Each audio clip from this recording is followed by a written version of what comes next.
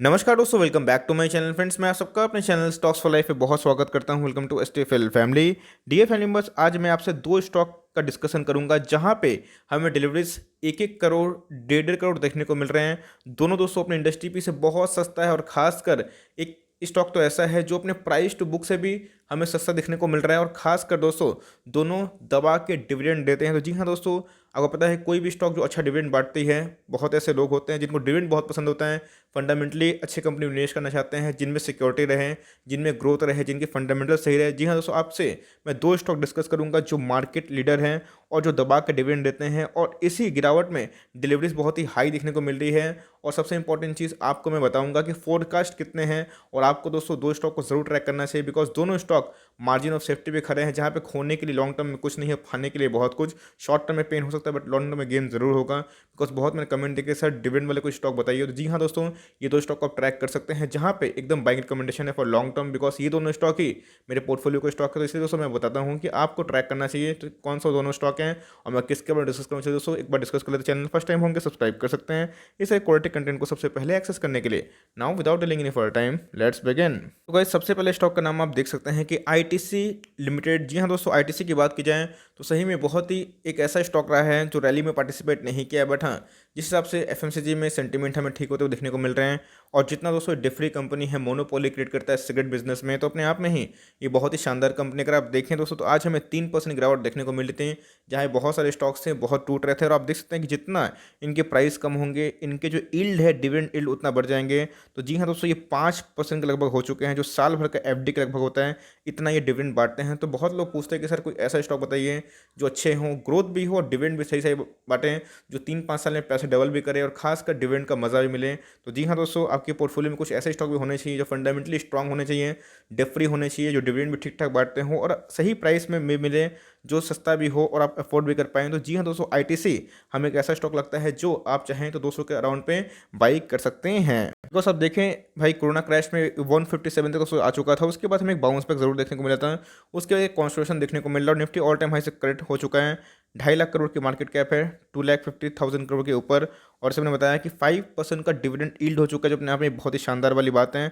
और अब देखिएगा, इंडस्ट्री पी से कुछ ज़्यादा महंगा नहीं है, इंडस्ट्री पी 17 के लगभग है, इसका पी 19 के लगभग, जो अपने आप में ही क्वाइट रिजनेबल दिखाई देती है। तो गाइस अगर आप इसका देखें, इनके परफॉर्मेंस, इनके रेवेन्यू कैसे हैं तो रेवेन्यू जंप होते हैं, इनके प्रॉफिट कैसे हैं तो भाई प्रॉफिट भी जंप होते हैं। तो अगर आप देखें तो मोर और लेस कंपनी में कोई भी कमी नहीं है। यस, पिछले कुछ समय से ठंडा दिखाई पड़ रहा है, लेकिन दोस्तों जब ये भागेगा तो लोग इसको पकड़ भी नहीं पाएंगे, इस बात को ध्यान रखिएगा। और आप देख सकते हैं कि आज मैं दिखाऊंगा डिलीवरीज, तो आप देख के चौंक भी जाएंगे। तो गाइस आप देख सकते हैं कि आईटीसी का मैंने खोल लिया है कारोबार। आज का कारोबार क्या रहा, क्या कंडीशन हमें इमर्ज होते हुए देखने को मिल रही है।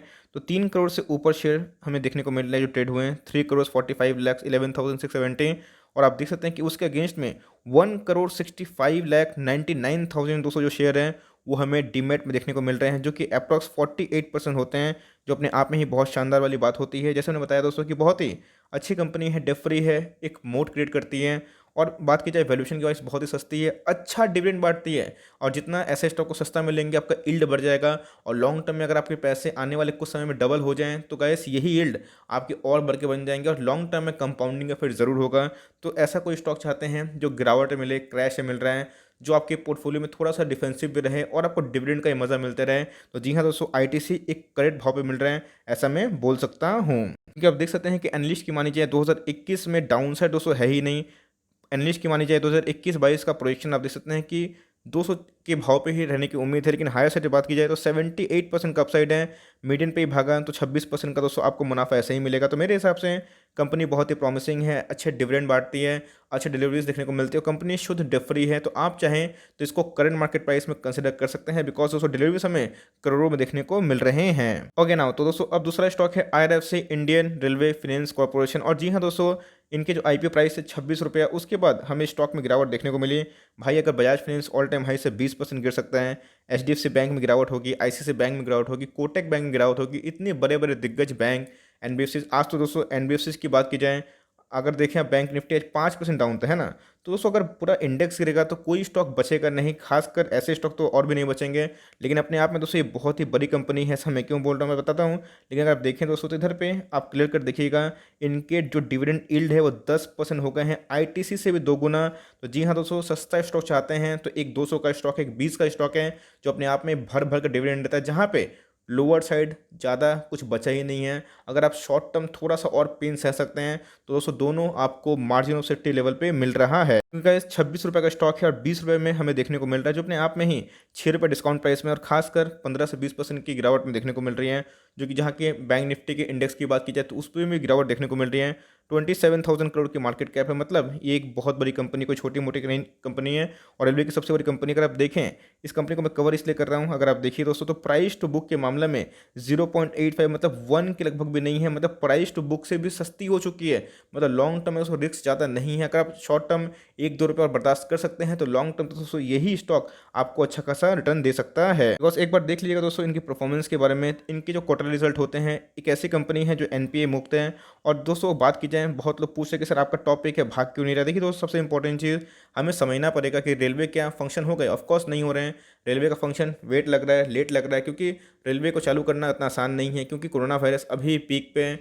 तो जब दोस्तों कोरोना वायरस ठीक हो जाएगा तो शॉर्ट टर्म में जैसे मैंने बताया कि जो पेन सह सकता है, लॉन्ग टर्म में गेन जरूर मिलेगा। बिकॉज देखिए स्टॉक मार्केट वही कहावत है, अगर आप छोटा सा पेन सह नहीं सकते तो बड़ा गेन नहीं मिल सकता। और खासकर आपने देखा कि बजाज फाइनेंस हो गए, बहुत सारे स्टॉक्स हो गए जो गिर के और ही भागे थे। तो हमें दोस्तों वैल्यू इन्वेस्टिंग करनी है, डजंट मैटर कि नॉइस क्या आ रहा है, बस ये मैटर करता है कि कंपनी क्वालिटी में कोई कमी है, बिल्कुल भी नहीं। कंपनी की अगर आप परफॉर्मेंस देखें तो कंपनी परफॉर्मेंस हम चांद तक जा रहे हैं, और जिस हिसाब से कंपनी के प्रॉफिट बढ़ रहे हैं दोस्तों, रेवेन्यू बढ़ रहे हैं, बहुत ही शानदार है। और एनपीए मुक्त कंपनी है, मोनोपोली है, तो आपको ध्यान रखना पड़ेगा। अगर इस पर निवेश करते हैं तो इस बात को नोट करके चलें कि जब कोविड एकदम ठीक हो जाएगा, फिर से रेलवेज में एक्सपेंशन होगा, प्रोजेक्ट बनेंगे, ठीक ठाक सबको लाइफ नॉर्मल में आएगा, तो 1 से 2 साल के लिए दोस्तों अगर आप चाहते हैं तो जी हाँ एकदम टॉप पिक है। और सही में जिस वैल्यूएशन मिल रहा है 10% का दोस्तों डिविडेंड यील्ड, जो अपने आप में ही बहुत ही शानदार है, जहाँ मुझे लगता है कि लॉन्ग टर्म में खोने के लिए कुछ नहीं है। खोने के लिए अगर होता भी है तो मार्केट गिरेगा तो 1-2 रुपये और गिर सकता है, मे भी 3 रुपये गिर जाए, लेकिन दोस्तों जब ये भागेगा तो ये बहुत ही स्पीड में भागे। और खासकर सबसे इंपॉर्टेंट चीज़,